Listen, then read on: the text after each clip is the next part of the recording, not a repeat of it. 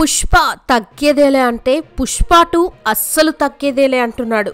అల్లు అర్జున్ పుష్పతో తన brand create చేశాడు. Pushpa 2 promotions bookings చూస్తేనే నేషనల్ లెవెల్లో బన్నీ ఓ బ్రాండ్ అయ్యాడని అర్థమవుతుంది. ఇక నేటి నుంచి పుష్పగాడు థియేటర్లోకి వచ్చేస్తాడు.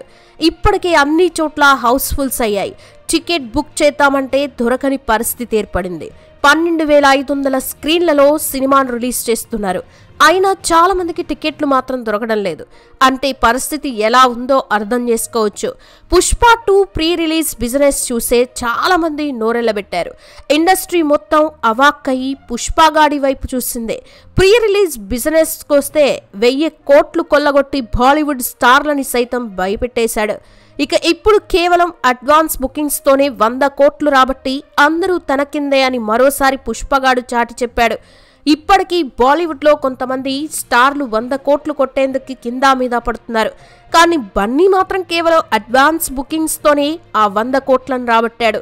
ఇప్పటి వరకు బుక్ మై షోలో అత్యంత వేగంగా మిలియన్ టికెట్లు అమ్ముడైన మూవీగా బాహుబలి 2, KGF 2, కల్కీలున్నాయి. ఇప్పుడు ఆ సినిమాల రికార్డులన్నీ పుష్ప 2 బ్రేక్ చేసిందే. తాజాగా పుష్ప 2 మరో సినిమా రికార్డును బీట్ చేసిందే. రామ్ చరణ్, NTR నటించిన RRR మూవీ రికార్డును వెనక్కి నెట్టిందే. గతంలో RRR మూవీ అడ్వాన్స్ బుకింగ్స్ రూపంలో సాధించిన 59 కోట్ల రూపాయల రికార్డుని పుష్ప 2 అధిగమించిందే. మొదటి రోజు పుష్పగాడి కలెక్షన్లు చూసి ఇండియన్ బాక్సాఫీస్ భయపడిపోవాల్సిందే. ఇంతవరకు ఏ స్టార్ హీరోకి, ఏ బాలీవుడ్ హీరోలకి రానంత వసూళ్లు రాబోతున్నాయి. ఖాన్ త్రయం, ప్రభాస్ ఇలా ఏ ఒక్కరికి అందని ఫీట్లు, టార్గెట్లు బన్నీ సెట్ చేయబోతున్నాడు. పుష్ప 2 మొదటి రోజు మినిమం 300 కోట్లు రాబట్టేలా కనిపిస్తోందని ట్రేడ్ వర్గాలు విశ్లేషిస్తున్నాయి. ఈ క్రమంలో అడ్వాన్స్ బుకింగ్స్ తోనే 100 కోట్లు రాబట్టిందని మేకర్లు ప్రకటించడంతో ఆ అంచనాలు మరింతగా పెరిగాయి. ఇక పుష్ప 2 2 తెలుగు రాష్ట్రాల్లో ఎవ్వరికి అందని మార్క్ సెట్ చేయబోతోంది.